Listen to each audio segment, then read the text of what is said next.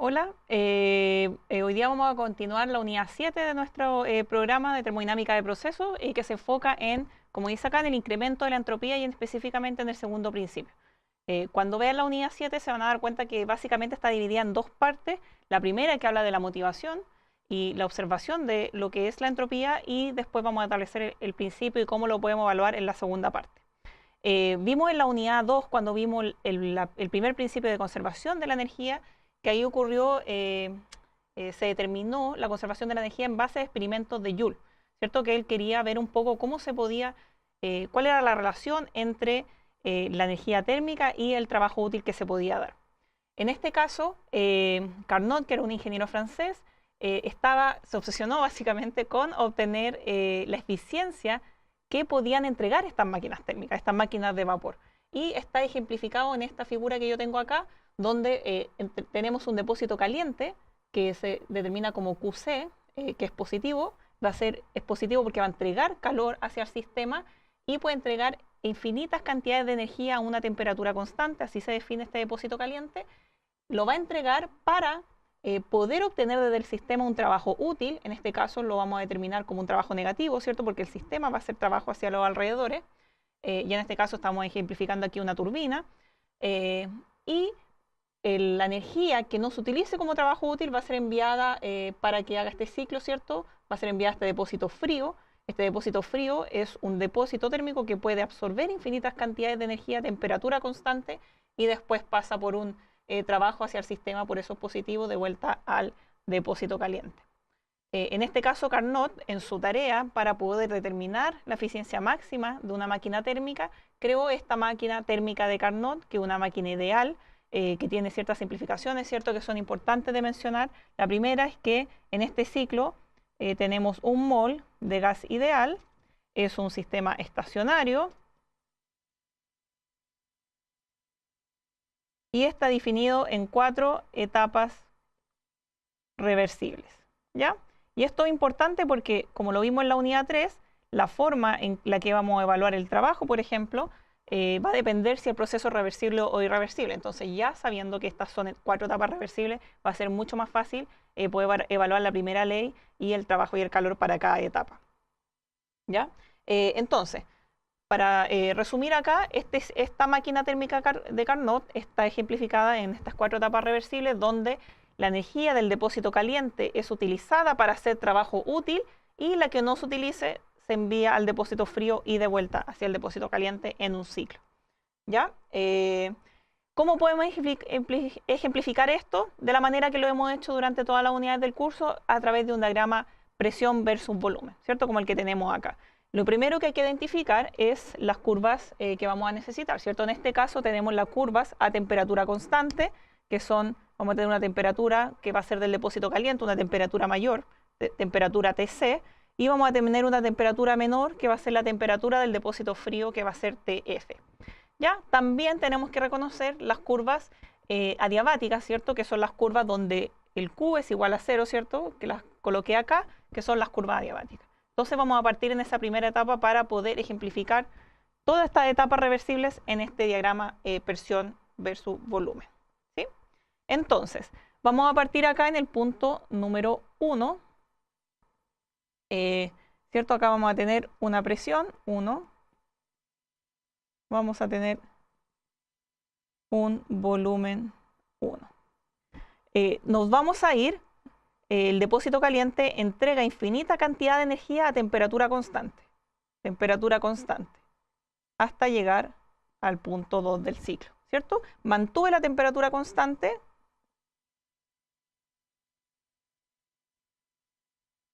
pero crucé 2 curvas adiabáticas, entonces entregué calor al sistema, ¿sí? Después voy a pasar, voy a generar una expansión y voy a disminuir la temperatura, ¿cierto? Y eso va a ser efecto de esta segunda etapa, que es el trabajo útil que se extrae de este sistema, ¿cierto? Entonces podemos considerar que este proceso se lleva adiabáticamente, es decir, que este sistema está aislado de los alrededores, no intercambia calor, pero sí se genera trabajo útil, en este caso en negativo, entonces es expansión hasta este punto 3. Yo aquí aumenté el volumen y obviamente disminuir la presión. Me olvidó aquí poner esto. ¿Sí? Después de este punto, yo voy a la energía del depósito caliente que no se utilizó es enviada al depósito frío, ¿cierto? A través de este camino, de esta trayectoria isotérmica hasta el punto número 4.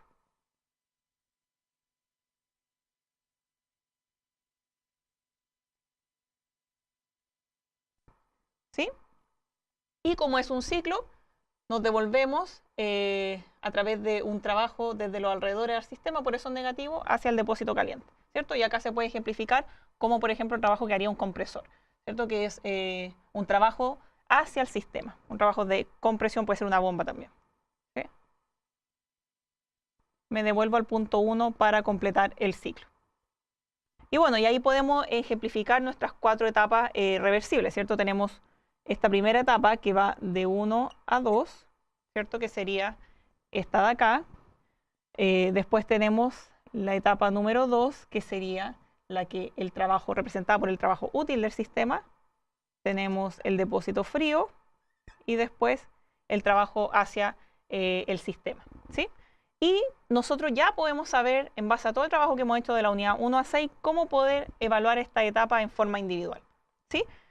Por ejemplo, evaluemos la primera etapa. La primera etapa es la etapa que va desde el punto 1 al punto 2. ¿Cierto? Tenemos la etapa que va desde el punto 1 al punto 2. ¿Cómo podemos identificar esa etapa? Bueno, sabemos que es una etapa a temperatura constante y yo estoy aumentando el volumen. Entonces es una expansión isotérmica, ¿sí?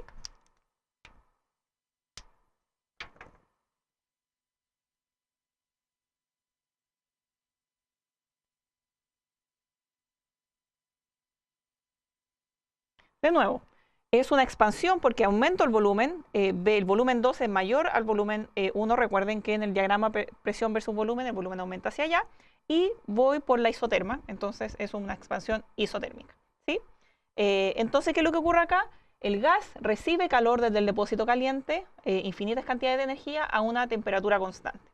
Entonces, en este caso tenemos que T1 es igual a T2 y es igual a la temperatura de ese depósito caliente, ¿sí?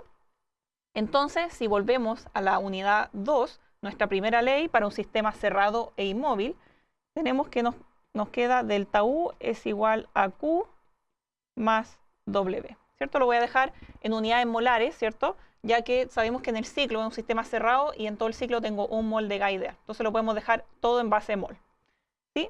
¿Qué es lo que ocurre con estos diferentes términos? Si es un proceso isotérmico, nosotros ya sabemos qué es lo que le ocurre a la energía interna, porque la energía interna es función de la temperatura, ¿cierto? Sabemos que el delta U es igual a la capacidad calorífica a volumen constante por el delta T. Entonces, si el delta T es igual a 0, el delta U es igual a 0. ¿Qué es lo que nos queda? Es que el Q del depósito caliente o de la etapa 1 a 2 va a ser igual a menos el trabajo que se realice en la etapa 1 y 2. Y de nuevo, nosotros ya sabemos, lo hemos estudiado extensivamente, cómo se evalúa el trabajo de una etapa reversible y que además es isotérmica, ¿cierto? Nos queda, va a ser menos, este es el signo de acá, más el trabajo que es menos RT del depósito caliente por el logaritmo de la expansión, V2 dividido V1. Y cierro el paréntesis. Eso de nuevo es algo que ya sabemos de la unidad 2. También recordemos que esto lo podemos expresar como logaritmo de P1 dividido P2, ya que esto es un gas ideal y los podemos relacionar, ¿sí? Entonces eso nos quedó muy fácil, ya que sabemos que el delta U es igual a 0, por lo tanto el calor que entrega el depósito caliente va a ser igual a el negativo del trabajo de esa etapa y se puede evaluar como un trabajo isotérmico, ¿sí? Muy fácil. Bueno, después de la expansión isotérmica del gas ideal, pasamos a la segunda etapa de estas 4 etapas reversibles, que es la etapa del trabajo útil, ¿cierto? ¿Qué es lo que ocurre acá? Se lleva a cabo una expansión desde el punto 2 al punto 3, expansión porque el volumen 3 es mayor al volumen 2, entonces hay un proceso de expansión. ¿Y qué es lo que ocurre acá? El gas se enfría, porque me muevo desde la temperatura del depósito caliente, TC, a una temperatura del depósito frío. Y me muevo por la línea diabática. ¿Qué es lo que quiere decir? Que durante esta etapa no se intercambia calor desde o hacia los alrededores. Entonces, aumentamos el volumen, por lo tanto es una expansión, y nos movemos por la línea diabática, por lo tanto es una expansión adiabática. ¿Qué es lo que ocurre con la primera ley? De la misma forma que para la etapa de 1 a 2, para un sistema cerrado e inmóvil, va a ser igual a delta U igual Q más W. Vamos a poner los subíndices para que no nos confundamos, ¿ya? En este caso, la variación de energía interna es distinta a cero, porque existe un diferencial de temperatura, ¿cierto? El gas ideal se enfría desde la temperatura 2, que es la temperatura del depósito caliente, a la temperatura del depósito frío, ¿sí? Por lo tanto, el delta U va a ser igual a la capacidad calorífica volumen constante por la temperatura final, que es la temperatura del depósito frío, menos la temperatura inicial, que es la temperatura del depósito caliente. Recordemos la capacidad calorífica a volumen constante, que es un concepto que vimos en la unidad 4, ¿ya? El sistema, este proceso se lleva a cabo diabáticamente, es decir, se mueve por la línea de Q igual a 0. Por lo tanto, de nuevo, no se intercambia calor. Entonces, el Q de la etapa 2-3 es igual a 0. ¿Qué nos queda? Que el trabajo útil de la etapa 2-3 va a ser igual a la variación de energía interna de esa etapa y ya la definimos. Y la capacidad calorífica, volumen constante, es un valor que nosotros conocemos para gas ideal. Sí, muy fácil. Pregunta, ¿cuál es el signo de este trabajo? Que es lo importante, ¿cierto? El signo va a ser negativo. ¿Por qué? Porque es un proceso de expansión. Para llevar a cabo un proceso de expansión, el gas tiene que hacer trabajo hacia los alrededores, ¿cierto? Si llevamos nuestro ejemplo clásico de cilindro-pistón, el pistón está subiendo, por lo tanto el gas ideal tiene que estar empujando hacia arriba para llevar a cabo ese trabajo. Y en base a la convención que estamos utilizando, se refiere a un trabajo negativo. También lo podemos ver por este delta T. La temperatura fría va a ser menor a la temperatura caliente, por lo tanto este diferencial de temperatura también va a ser negativo, ¿sí? Bueno, eso con la etapa 2-3. ¿Qué pasa ahora con la segunda mitad de nuestras 4 etapas reversibles? ¿Qué pasa cuando el gas ideal se mueve del punto 3 al punto 4? Sería la etapa que está acá abajo.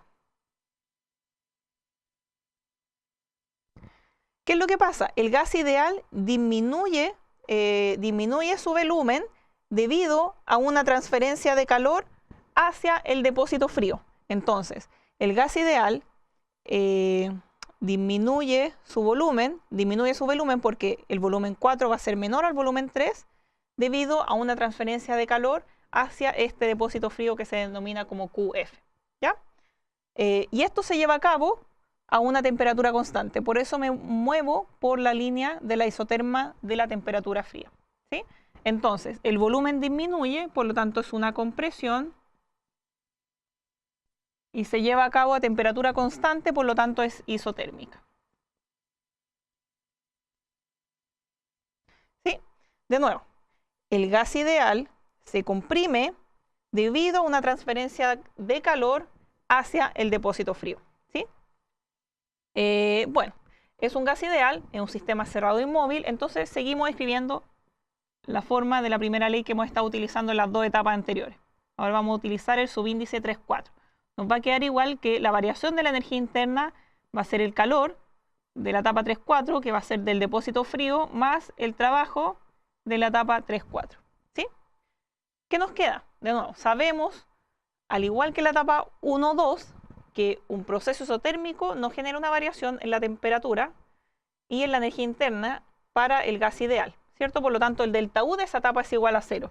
¿Qué nos queda? Que el trabajo de esta etapa va a ser igual a menos el calor del depósito frío. Y nosotros sabemos, debido a la unidad 2, 3, 4, cómo evaluar este trabajo, ¿cierto? Esta es una compresión isotérmica.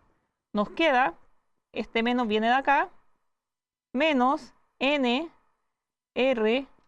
del depósito frío por el logaritmo del volumen final, que es V4, dividido por el volumen inicial, que es V3. Cierro paréntesis. ¿Ya? Muy fácil. ¿Cuál es el signo de este trabajo? Bueno, se puede ver claramente acá que va a ser positivo, ¿sí? ¿Por qué es positivo? Porque un proceso de compresión se produce debido a que los alrededores hacen trabajo al sistema. Entonces, de nuevo, nuestro cilindro pistón, yo estoy comprimiendo el gas, ¿cierto? Entonces, el sistema está recibiendo trabajo, por lo tanto el signo es positivo. Lo vamos a colocar acá para que no se nos olvide. ¿Sí? El Q, si lo pudiéramos cuantificar o si nos entregaran información, va a ser negativo porque es del depósito frío. ¿Sí? Nos falta entonces determinar qué es lo que le pasa al gas ideal cuando se mueve de la etapa 4 a 1. ¿Sí? Bueno, ¿qué es lo que le ocurre? De la etapa 4 a 1 también disminuimos el volumen, ¿cierto? El volumen 4 es mayor al volumen 1, por lo tanto es una compresión. ¿Y qué es lo que ocurre? En este caso, el gas ideal al moverse desde la etapa 4 a 1 está cruzando dos isotermas. Se mueve, en este caso se calienta desde el depósito frío, desde la temperatura del depósito frío a la temperatura del depósito caliente. Entonces, y una compresión que aumenta la temperatura y se mueve por la línea de Q es igual a 0. Eso quiere decir que es una compresión en la cual el gas ideal se calienta sin intercambiar calor desde o hacia los alrededores. Entonces una compresión adiabática.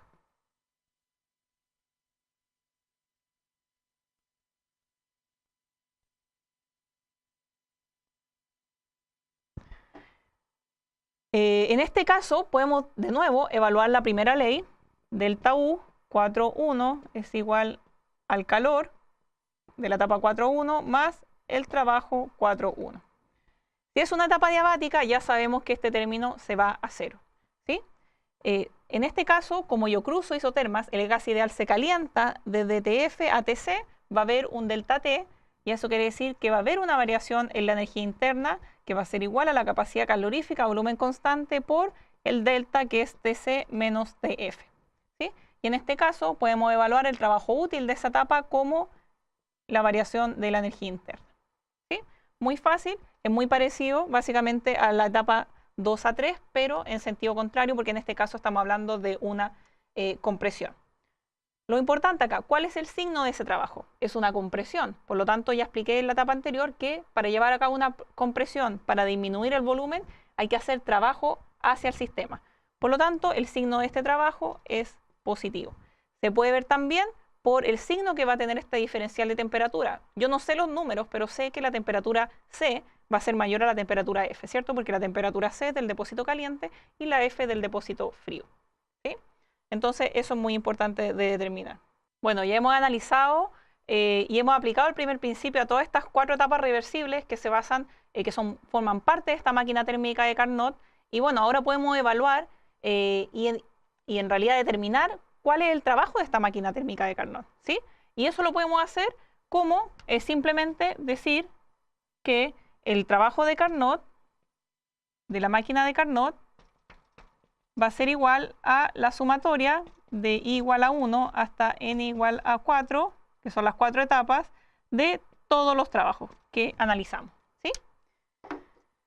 Bueno, y eso lo podemos hacer, y lo invito a ustedes a hacerlo, a tomar todos estos trabajos que analizamos para todas estas 4 etapas reversibles. Podemos simplificar la expresión, podemos considerar que es un gas ideal, ¿cierto? Para utilizar la ecuación de gases ideales, PV igual nRT, y simplificar esta expresión de la mejor forma, y eso es lo que yo voy a escribir. Nos queda que el trabajo total de la máquina de Carnot va a ser menos R por TC, que es la temperatura del depósito caliente, menos la temperatura del depósito frío, por el logaritmo de la presión 1 dividido por la presión 2. ¿Ya? No, los invito a ustedes a que tomen todos los trabajos de todas las etapas y lleguen a esta expresión, simplificando. ¿Sí? Este es un trabajo que va a ser negativo, ¿cierto? Porque va a ser un trabajo que se va a llevar a cabo desde el sistema hacia los alrededores. Entonces nosotros esperamos que, y debería ser de acuerdo a nuestra convención, que sea de signo negativo, ¿sí? Bueno, y volviendo ya a la primera parte, como les comentaba, todo este análisis Carnot lo realizó para poder determinar cuánto trabajo útil estas máquinas podían dar. Entonces él creó esta máquina ideal para poder corregir un poco, conociendo la eficiencia de las máquinas térmicas reales, y así poder evaluar cuál es el trabajo real que se va a utilizar. Entonces, él definió la eficiencia, que es la eficiencia de Carnot, va a ser igual al trabajo de Carnot, que es el trabajo ideal, ¿cierto?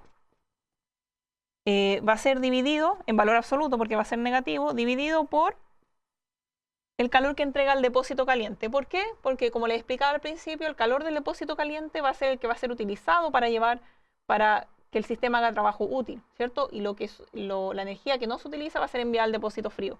Entonces este trabajo se lleva a cabo promovido por este depósito caliente. Simplificando, y de nuevo los invito a ustedes a simplificar esta ecuación, nos va a quedar que va a ser 1 menos la temperatura del depósito frío dividido por la temperatura del depósito caliente, simplificadamente. ¿Sí? ¿Qué es lo que pasa acá? Está una presión súper útil porque la eficiencia de Carnot solo va a ser igual a 100% cuando tengamos una máquina térmica de este estilo. Quiere decir que tengamos gas ideales, que sea estacionario y que sean 4 etapas reversibles. Cualquier máquina térmica que no tenga estas condiciones va a tener una eficiencia menor a 100%. Y eso corresponde a cualquier máquina térmica real que uno pudiera querer evaluar, ¿sí? Y uno también lo puede ver en este signo, porque la única forma que esto sea 1, que es igual a 100%, es que este término sea 0. ¿Y qué es lo que implica que ese término sea igual a 0? Es que la temperatura, por ejemplo, del depósito caliente tendiera a infinito, lo que es prácticamente imposible en términos prácticos, ¿cierto? O que la temperatura del depósito frío tendiera a 0 Kelvin.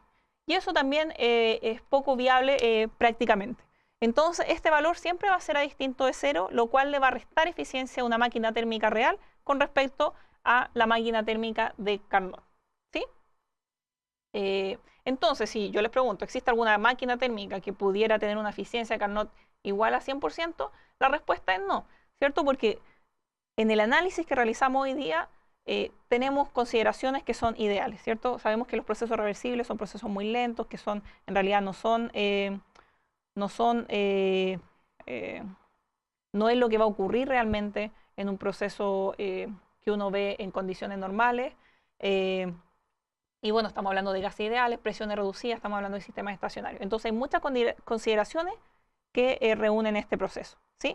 Y bueno, de acuerdo a todo este análisis se creó el teorema de Carnot y el corolario de Carnot. Y esas son las dos últimas conclusiones de esta parte y de este análisis. El primero, el teorema de Carnot, que es bien simple y que básicamente dice que ninguna máquina térmica puede tener una eficiencia superior a la máquina térmica de Carnot, ¿ya? Por lo que ya les expliqué, obviamente hay que considerar que los depósitos térmicos tienen las mismas temperaturas.